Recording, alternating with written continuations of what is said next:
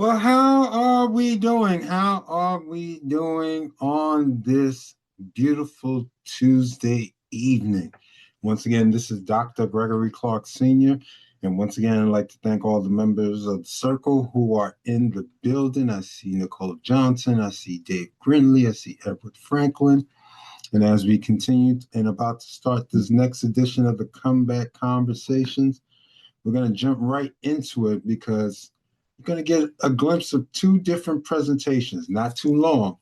I've been receiving the feedback.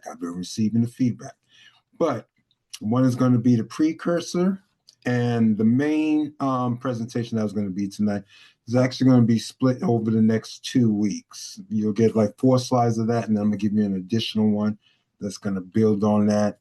And then definitely next week, we're going to jump into insurances. But this week, we're dealing with liquidity. Yes, we're dealing with liquidity in all its respective forms. Last week, we dealt with order before abundance. And what was so powerful about that is that we started to recognize that certain things have to be established in a particular way in order for things to move in a particular way. So sometimes we think that we can get to point D, we haven't even started with A. So right now, as we're going through this dynasty path for this whole entire year, I'm encouraging all of you to make sure that you, even especially if you catch us here live each and every Tuesday at 8 p.m., or if you catch the replay on my YouTube channel. But the one thing that's so fun about being live with us, you get to be interactive. We get to hear your voice. You get to ask questions live. So you may see it later, and oh my God, I could have asked a question about this, or this term was asked or expressed. Maybe I want some further impact. So make sure you do your best to join me each and every Tuesday live here via Zoom. And we're going to have a great old time. So once again, just like I said, we're going to jump right into it. We're not going to belabor long. Let's see. Let us go into yes. And as always, I ask Mrs. Johnson, can she see the screen? Can we see the screen, Ms. Johnson? Yes, we can. Excellent, excellent, excellent. So let us start going forward. As you can see, that beautiful family on the left, it looks like most families in my respective community, we gotta have representation. If we're not representing ourselves, that's a big, big problem. So once again, liquidity before lifestyle. And so it begins. Legacy does not begin with spending. It begins with reserves. Capital creates options, peace, and protection for generations to come. And of course, today's teaching, which we're going to split over the next 2 weeks, is by myself with assistance from Miss Johnson, who has been a very beneficial help to this. And let's go on to the next slide. There we go. Stage one. Why does capital come first? Or why capital comes first? The foundational truth. Legacy begins with reserves, not with your spending. I'm going to say this again. And plus, if you're starting to become a part of the Comeback Collective Circle, you're starting to recognize we really don't talk about spending here. We really talk about the possibility of circulating your finances, because if you're circulating your money, then you're expecting it, you're sending it out to make a return. Everything that you do is an investment. Even when you go to the supermarket, even when you decide to go to your respective store for some electronics, maybe you're looking for whatever it is. You're making an investment, because the first investment that it deals with capital is dealing with your time. You made the effort to figure out that you're just making this decision to go get whatever it is that you're deciding to get.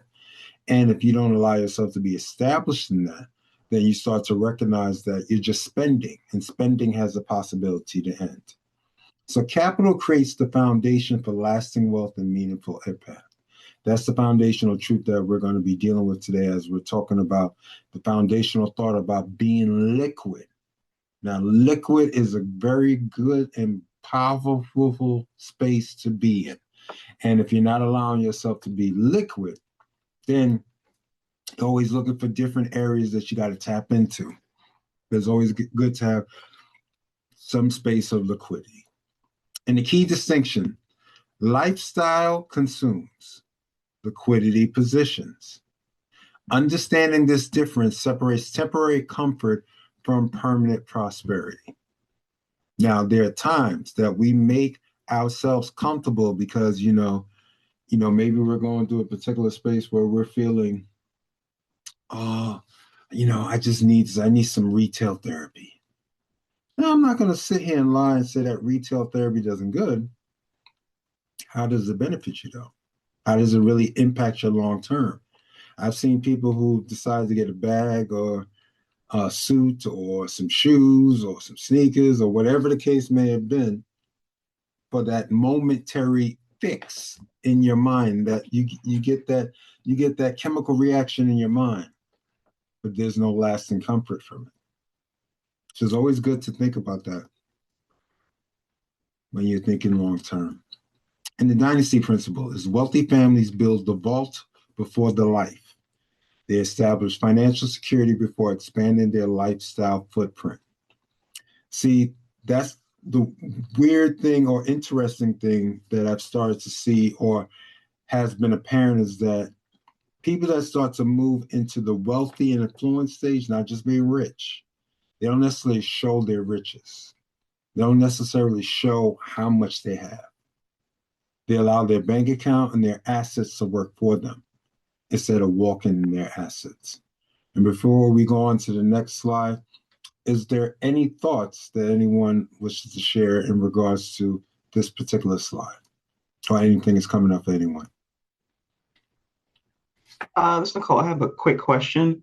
When you say liquidity, what do you consider liquidity in terms of resources, in terms of your money? Is it in the stock market? Is it in a bank account? Is it in a bond? Is it in a house? Like, what do you consider liquidity? You know what? That is so excellent that you asked that question. And we're going to get to that point. We're going to get to that point. So remember Miss Johnson's question, because we're going to get to a point within the next, I would say 15 to 20 minutes that's going to answer that respective question. So it's not that I'm not answering that question. It makes no sense for me to answer the question now when we're going to have something that's going to give you a very definitive blueprint or viewpoint of what the question that Miss Johnson has asked. But that was an excellent question. Amen. Anyone else before we move on past this slide? Remember, we are going to answer Ms. Johnson's question. We're just not answering it at this particular moment. So everyone it's not that we're putting it on the shelf. No. It's actually on pause because we're going to actually answer that question and really give a real definitive answer. We're going to give it the respect that it deserves. If no one else added anything, let's move on. Protection strategy. Build protected capital, money that is hard to destroy. What does protected capital mean? Not easily accessed impulsively, not exposed to unnecessary risk, not drained by emergencies, structured for long-term growth. Now, when we talk about protected capital should be those things that that regardless of whatever's going on, like today was a down day in the stock market.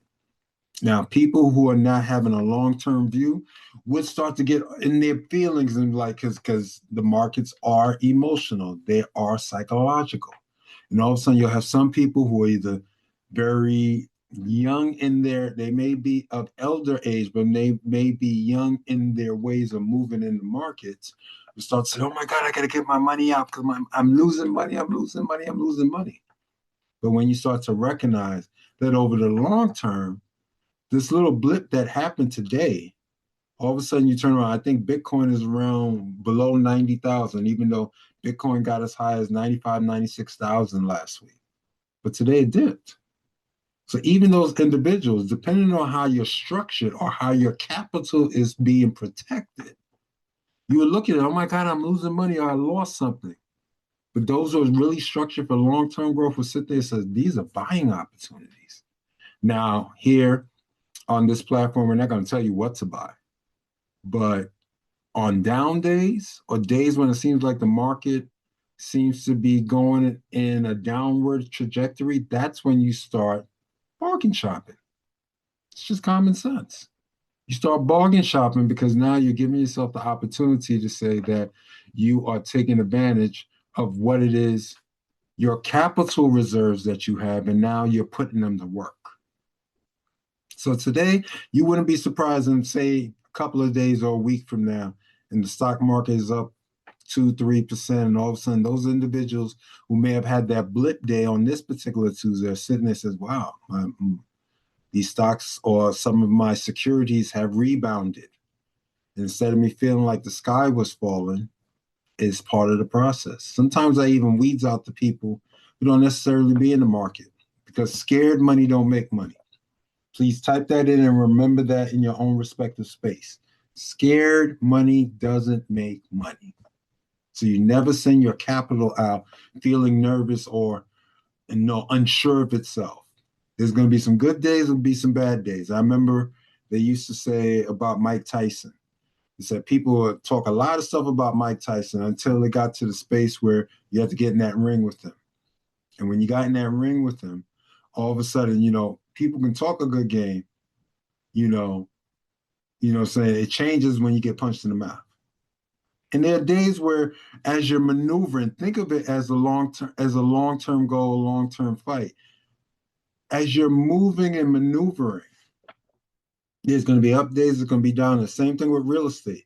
And I know some of the individuals who have just come in, like Antonio Jackson and Everett Guthrie, these are individuals who have dealt with real estate or dealt with, real property. And when you start to understand there are times when your property will appreciate, and there could be times where, certain parts of your portfolio may depreciate. But the people who are structured and protected properly, they're not nervous either way.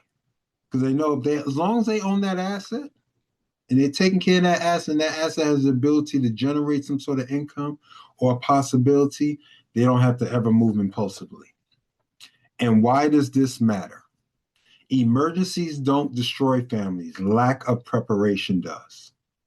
Protected capital serves as your financial fortress against life's uncertainties. That's why the individuals who are wealthy and affluent, I'm not talking about rich people. Remember, there's 3 different stages. Once you get out of being a middle class and you start moving into those upper levels, and there's people that first become rich. That means they're starting to get a handle on some real resources. You're rich. Then, if you do that correctly, if you can do rich properly, you're going to make it a wealthy. And once you make it a wealthy, your goal should be to become affluent. Because that's when you talk about those affluent people are probably only touching they're not even touching their principal. They're probably really circulating, or the monies that they touch is really their interest. That can be their, dividends or stuff that they're earning off of bonds and things of that nature. And we're going to get into all that over the course of the year. But there's no reason why that anyone here on this platform, under the sound of my voice, can't be at that level as well, if you choose to be diligent in the process. And finally, capital must be protected from both enemies and emotions. I'll say that again. Capital must be protected from both enemies, and sometimes it could be your enemy. And you have that impulsivity. That's one of those enemies, your enemy. I gotta go out, I gotta just buy that dress, or I gotta buy that suit, or I gotta buy those pair of sneakers. You think that the enemy's outside of you, and you're acting like your own enemy right now. And we have to be very strategic that you're moving in your emotions. So any thoughts before we move on to the next slide about this particular slide? And for those of you who may have just come in, Ms. Johnson asks a great question that we're going to answer in a couple of, rich equals high income. I like that, Ms. Johnson. Affluent equals high lifestyle plus, let me see if I can expand this. This is only giving me, there we go. Affluent equals high lifestyle plus surplus, and wealthy equals assets that produce money. Exactly. Because sometimes you can hear people say, oh, I want to be rich. That's nice. I choose to keep moving on the pathway of having protected assets and knowing that regardless of certain things are moving in my day-to-day, that I have certain things that just keep working. I need this capital over here. It's not for me to be nervous about, be scared about, having to tap into, because I may have done some stuff that was emotionally not possible or expedient. Then all of a sudden I'm looking later on, it's like, wow, suppose I would have still kept that $10,000, or say even that $5,000 in Amazon when Amazon first came out as a stock. Or if I took that same $5,000 and I had invested in Facebook before it became Meta platforms and just let it roll. Now, mind you, maybe you can start doing this as I'm talking, and you can probably start to respond back to me. Like, what would have happened if you had $5,000 that you just kept there? At $5,000 that was a protected capital. Now you're gonna interact with me. Now, I'm not going to ask Ms. Johnson. I'm going to come to one of the other people here. But tell me, what would happen if you had $5,000? You know how to use your research tools. What happened if you had $5,000? Not a whole lot of money. $5,000 that was protected capital, and say you had it in Facebook and or Amazon.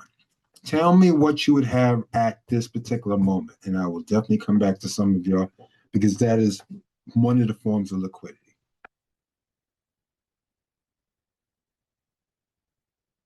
Creating liquidity. Access without panic.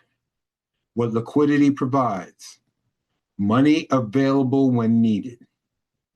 Resources ready for opportunity. Stability during transition or crisis. Freedom from debt desperation. What liquidity prevents. Debt desperation and forced borrowing. Like, I've heard people talk about, I had to go to a hard money lender. Usually hard money lenders are the individuals, they're happy to lend you the money. They just a couple of notches below, the old school like Cosa Nostra and stuff like that, where the VIC is maybe not 60 or 80%, but it could be darn near up there. It's like you having a credit card interest, because they know that, oh yeah, they're willing to give it to you, because now by you signing that note, which means that you're attempting to procure that loan, you're in that forced borrowing. Or even another worst case scenario, forced asset sales at unfavorable prices. You know how many people have had to sell stuff because of bad decision making? And that other person's like, look, you need the money right now. You're desperate. Since you're desperate, I'm going to take advantage of this. And it may sound harsh and it may sound cruel, but actually it isn't.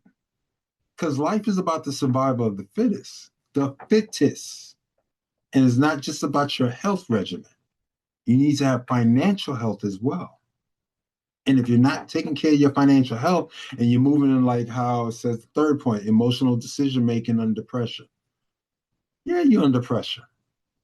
And yeah, you're going to be in your emotions. Because if you know you have an asset that's worth something, but now you're liquidating it. When you hear that stuff about liquidation, when you hear companies say we're liquidating our items or liquidating our stock, or, we're closing. Yeah, we're selling this furniture, or, when you hear those type of sales.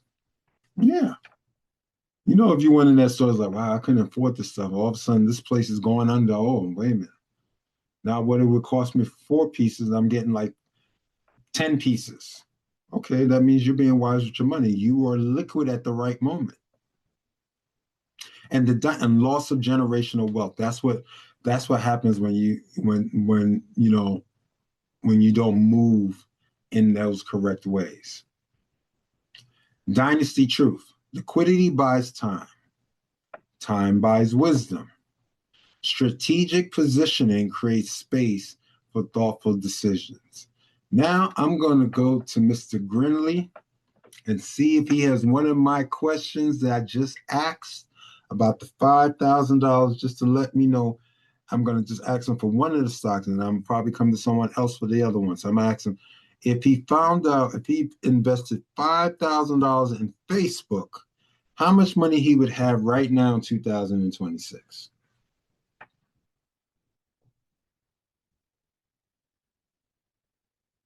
This is where we're bouncing the ideas off of each other. where we have. I didn't check up on an answer for that. My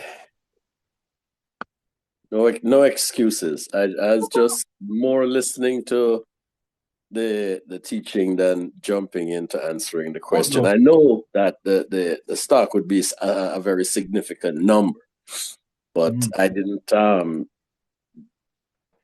go off to actually look up what that significant number would be, Coach. Not a problem. Not a problem. Let's see. Does someone else have that number? No, I'm not going to Miss Johnson because Miss Johnson probably has that number and she's ready to jump out her skin because we know what would happen if we had that $5,000 in that protected capital.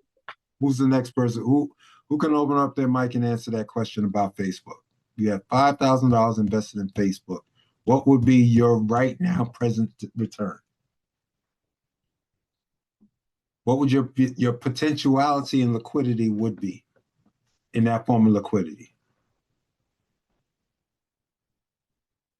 Interesting. This says a lot. And why does this say a lot? Because hold on, Dr. Clarke, I'm getting there. Okay. Because this is part of the reason why we're doing this. Because when it comes to us being financially adept as a community, we still have a long way to go. We still have a very, very long way to go. And at times we can say that other people are attempting to keep us back, and sometimes we can't say that. It's not being in a space of, upset, but it's just recognizing, certain things just pop up and it's like, wow. I got it. Okay. So what would, if you had $5,000 in Facebook, what would you actually have at this particular moment? $5,000. I think it was 138 shares. Hold on, I could tell you. I know it's like 44,000 from the 5,000. 131 shares. Times 380, 49 total gain. So investment growth to 5,000 to 49. The profit would be 44,000. $5,000 turned into 49,000. Would you like those type of results? That's just $5,000. Now think about those individuals who've made those investments 10 years ago, 20 years ago, 25 years ago. And, every so often they'll take, sell certain things or get some liquidity selling some of those stocks. But most times people who are in it in the long term and believe in the company, even if they start to see that their realized gains have hit a certain level, they know it's like, wait a minute, let's keep that money rolling. Let's keep that money rolling. So thank you, Mr. Franklin, for bringing that in. So 5,000 turns into 49,000. So as a protected capital, you say, oh my God, I put this $5,000 to work. But that $5,000 translated into almost, I would say, what is that, about 800 or 900% return? Just by saying, that's there as part of my nest egg, part of my wealth building strategy, part of my liquidity positioning. And believe me, I'm going to ask for one of y'all to give me the other answer for $5,000 in Amazon. But we'll go. You're right at it, Dr. Clarke. It's pretty close. Okay, that's good. Thank you for that, Mr. Franklin. Okay, now, as I stop sharing, because now the rest of that information from that particular presentation, we're going to finish off next week. Now, we're going to jump into the next point that I'm going to share, because now we're going to get into the space where we're going to answer the question that Miss Johnson initially asked. And we're going to get into some real questioning here, some real flow.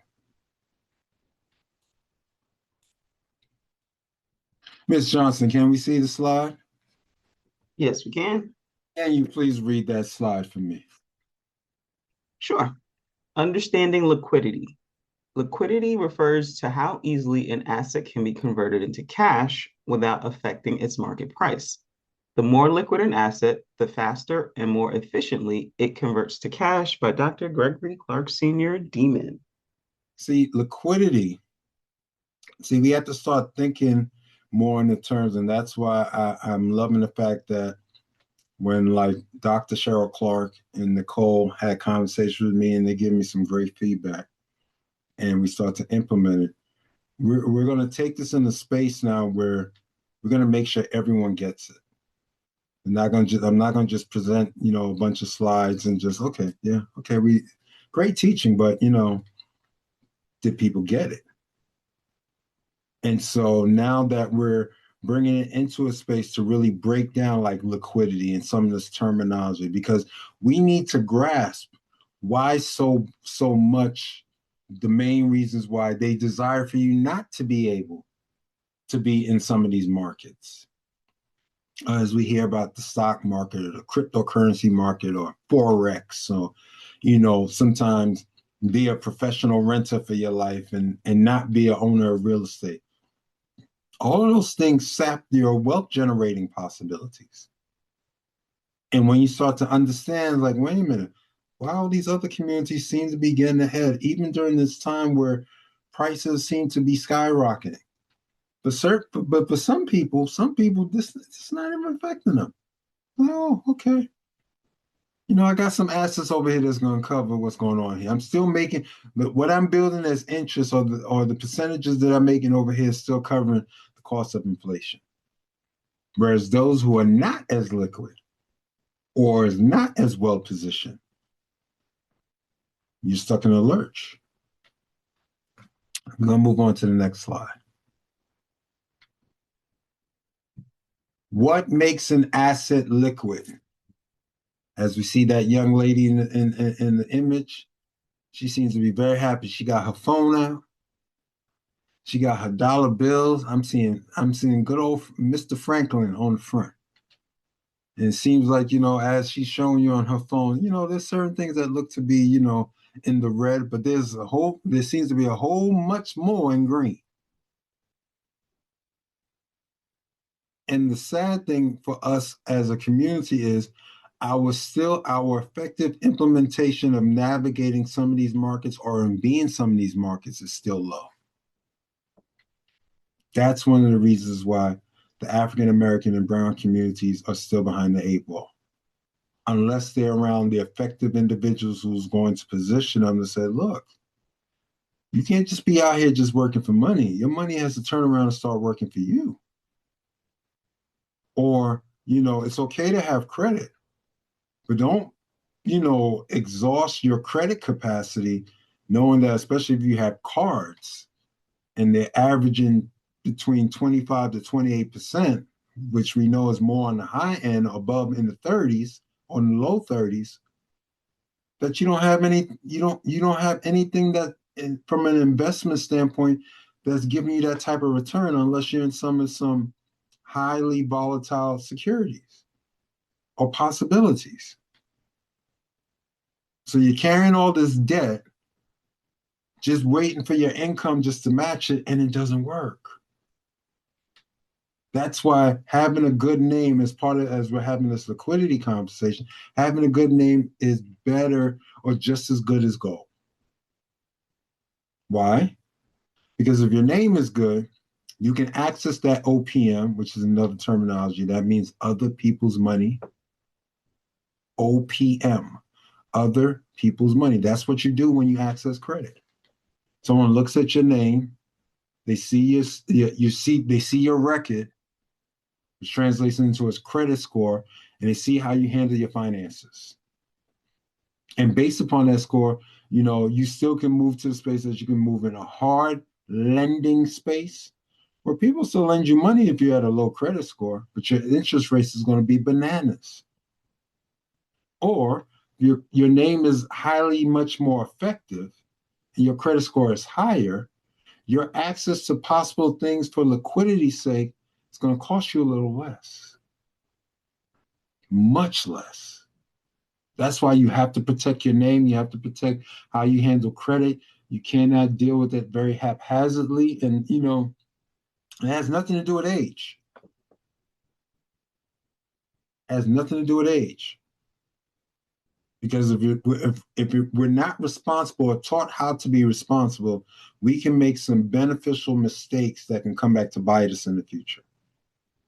So what makes an asset liquid? Quick conversion.